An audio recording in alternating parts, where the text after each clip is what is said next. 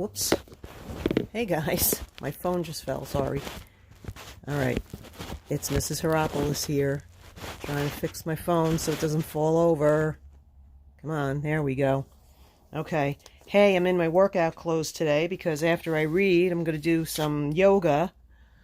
What are you guys doing for exercise? Are you staying out and moving and not just sitting in front of YouTube listening to King Arthur? You should do that. But then you should go out and run or do some Pilates or yoga or running in place or do something. Make sure you stay active.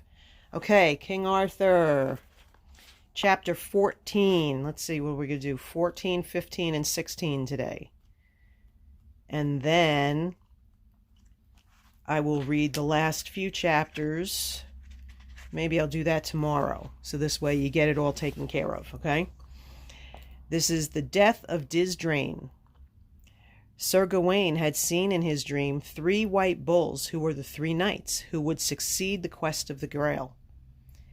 These 3 knights were Sir Bors, Sir Percival, and Sir Galahad, and the only one to return from the quest would be Sir Bors.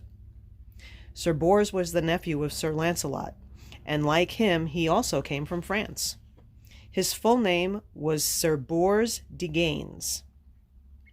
When Sir Bors began the adventure of the Holy Grail, he slept one night in an abbey and was woken by a voice urging him, "Make your way at once to the sea, for Sir Percival awaits you there." He got up, armed, went silently to the stables and saddled his horse, rode out through a broken wall and heard the sound of the sea. A shape glimmered on the water, and he rode his horse down to the sand. It was a ship that glowed with a strange whiteness. All was still and silent. A gangway ran down onto the beach. Sir Bors went on board. And the gangway is that wooden path, wooden boards that are on a ship so that, and then you walk up it, and then they take it up. It's not the plank, it's something different. As soon as his feet touched the deck, the ship drew away from the shore, but with no sign of a crew at work. The night wind whistled past his face, and it seemed to him that the ship was flying, not sailing. I have to move this a little bit because that light is bothering me. Okay, there we go. He could see nothing, so he lay down and went to sleep. When he awoke, he saw a knight and recognized Sir Percival. With great joy they greeted each other and told how each was brought to this strange meeting. In the meantime, Sir Galahad was also being brought to the ship. He was roused, like Sir Bors, at night by a lady who told him to take his horse at once and follow her. Sir Galahad obeyed. The lady led him through the night into the dark shore, where a ship rode in the dimness between morning and night. As he came up, the voices of Sir Bors and Sir Percival came across the water. "Sir Galahad, you are welcome, for we have waited long for you." The lady and Sir Galahad left their horses and went on board. The knights greeted each other with great joy and made the lady welcome, though no one knew her and she gave no name. As the sun rose, they sat and told each other all their adventures, and ended with renewed joy to have found each other. Then the lady turned to Sir Percival. "Do you know who I am?" she asked. "No, indeed," he said. "To my knowledge, I've never seen you before." "I am your sister," she replied, "the daughter of King Pellinore, and you are the man that I love most." Sir Percival was overjoyed to have found his sister, for he had gone in search of her many times. He had 2 names. She had 2 names, not him. She had 2 names, Blanchefleur and Dindrain, and she was sent now to be the guide of the 3 kings. In the ship were many marvels. Dindrain showed them a sword that made its owner unable to be wounded or become weary. The knights agreed that Galahad should wear it. So Dindrain bound it on Galahad, and he said he would be her knight for all the days of his life. When they were resting, a voice was heard telling them to go to the wounded keeper of the Hallows to cure him as soon as possible. So they set off again with Dindrain. The 3 knights and Dindrain now thought that they were drawing near to their goal in the quest of the Holy Grail. On their way, they passed a castle. A knight was on patrol outside, and at the sight of them he spurred to the highway. Instead of challenging them, he asked, "Lords, this gentlewoman with you, is she a maiden, not wed?" And here is her picture. Dindrain smiled and said, "Yes, sir, I am." The knight leaned over and seized her bridle rein and said, "By the Holy Cross, you shall not escape me before you have yielded to the custom of this castle." Sir Percival moved his horse up. "Let her go," he said. "Wherever a maiden goes, she goes freely." As they spoke, there was clatter of hoofs. Armed men from the castle surrounded them, and with them came a woman carrying a big silver dish. They all declared, "This gentlewoman must yield to the custom of this castle." "Why?" said Galahad. "What is the custom of this castle?" "Sir, any maid who passes by must fill this dish with blood from her right arm." All three knights instantly declared that while they lived, no such attempt should be made on Dindrain. The castle knights attacked them, and a battle raged until dark. A truce was called. The people of the castle offered shelter in the castle for the night under the guarantee of safety and safe exit the next morning. Dindrain advised them to accept, and so they all went in. The custom of the castle was then more fully explained. The lady who owned the place had been ill for a long time with an unknown sickness. A hermit had once said that if she were anointed from a dish full of blood from a maiden who was a king's daughter, she would be healed. To the alarm of the three knights, Dindrain, on hearing the story, offered to be bled. Sir Galahad tried to persuade her that if she lost so much blood she would die, but she only smiled and answered, "Truly, if I die for her healing, I shall win great health of my soul, and honor to my family. And one harm is better than two. So there will be no more fighting, but tomorrow I shall yield to the custom of this castle." Everyone in the castle made great celebrations over this, and the party was lodged like royal guests. Next morning Dindrain asked for the sick lady to be brought. When she arrived, she was in great pain and distress, but not so great as the three companions of Dindrain. The bloodletting began, and the dish filled. Dindrain grew faint, and it was obvious her life was running out with her blood. When the dish was full, she said, "Madam, I come to my death to heal you. Therefore, God's love, pray for me." Her eyes moved from one loving face to another. All were weeping. "Fair brother," she whispered, "I die for the healing of this lady. When I am dead, put me in a boat and let me drift where chance will lead me.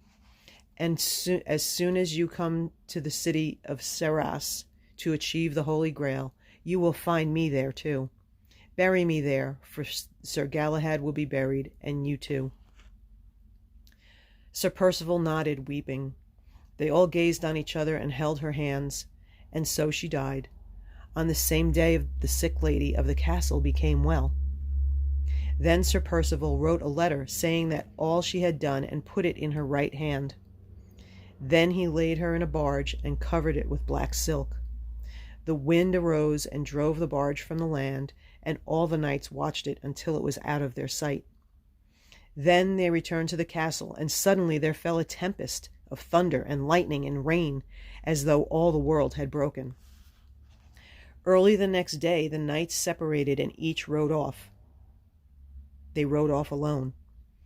Where the city of Sarras was they did not know, nor how they should get there, though they knew that if Dindrain had spoken of it, they were sure to find it.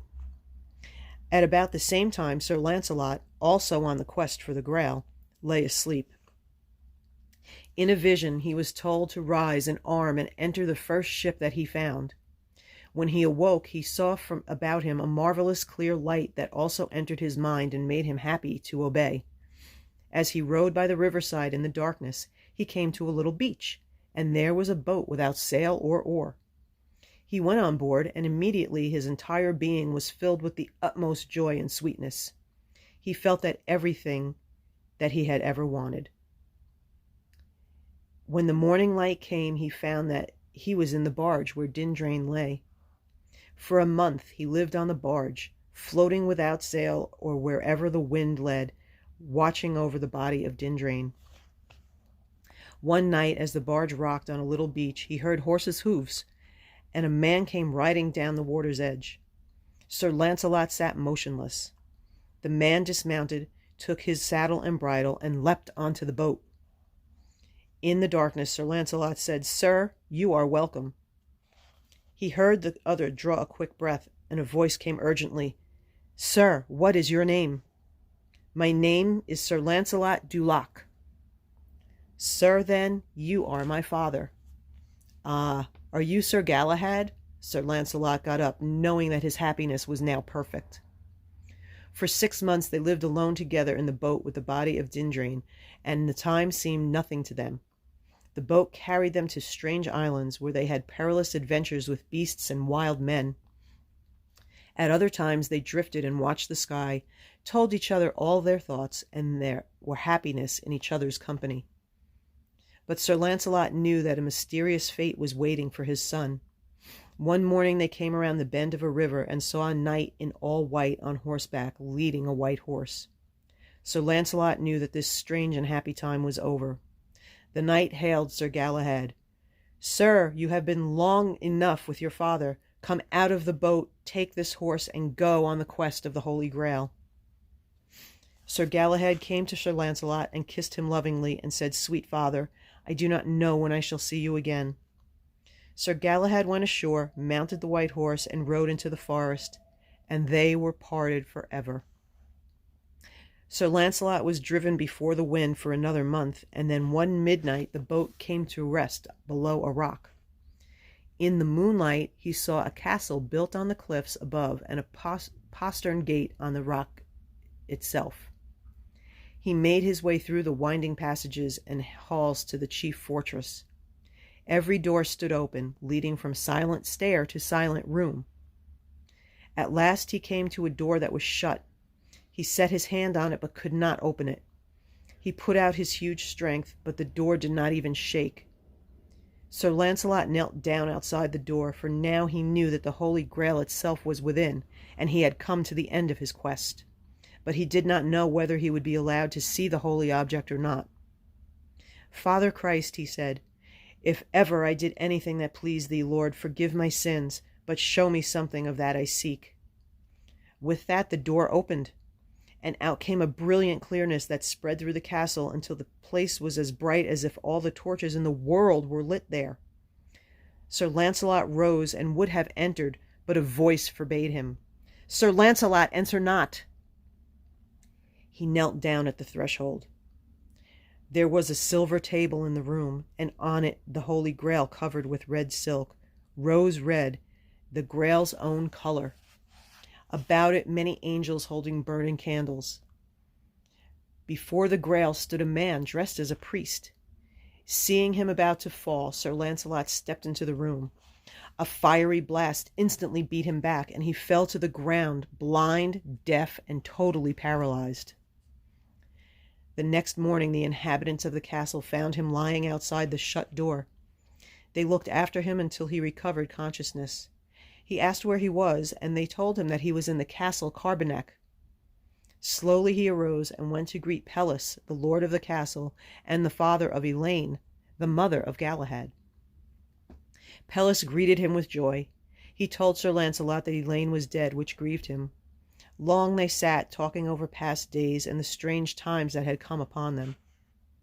Sir Launcelot stayed 4 days as Pelles' guest before he set out on the old familiar ride to Camelot. The king and Queen Guinevere were waiting for the return of the knights who had scattered on the quest for the Grail.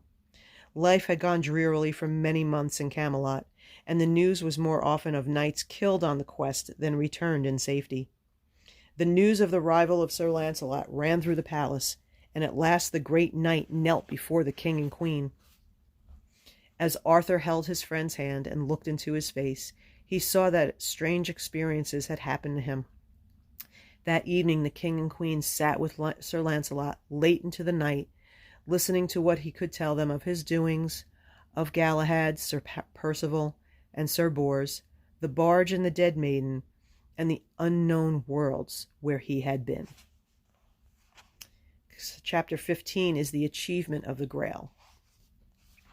This is the story of the final achievement of the Grail that Sir Bors told the king on his return from Sarras. One day the three knights, Galahad, Bors, and Percival, all rode out of a forest from different directions and met on a crossroad. They saluted each other and knew that the appointed time was near. They rode together to Carbonek and were welcomed by Pelles. That night the Holy Grail appeared in the castle. The 3 knights of King Arthur were present, and 3 knights from Gaul, 3 from Ireland, and 3 from Denmark. On the silver table the Grail appeared, and stood before it an old man. "Now you have seen what you most desired to see," said the old man to Galahad. "But yet you have not seen it as openly as you should see it in the city of Sarras. Therefore you must go hence, and bear with you this holy vessel, for this night it shall depart from the realm of Britain, and it shall never more be seen here. And do you know why? Because the people of this land have turned to evil living. Therefore tomorrow you 3 go to sea, where you will find your ship ready. Also take with you the blood of this spear to anoint the wounded king, and he shall have his health. And 2 of you will die in this service, and 1 of you will come again to tell the tale." Then he blessed them and vanished. The knights obeyed exactly as they were told. First Sir Galahad dipped his finger in the blood of the holy spear, and Pelles' wound was healed instantly. So the injury done by the dolorous blow of Sir Balin was cured. Then they rowed down to the river and found a ship ready for sea. They did not know where they were to go, for they did not know where the city of Sarras was. They had often heard of it, for it was spoken of in stories, but they knew no one who had found it and come back.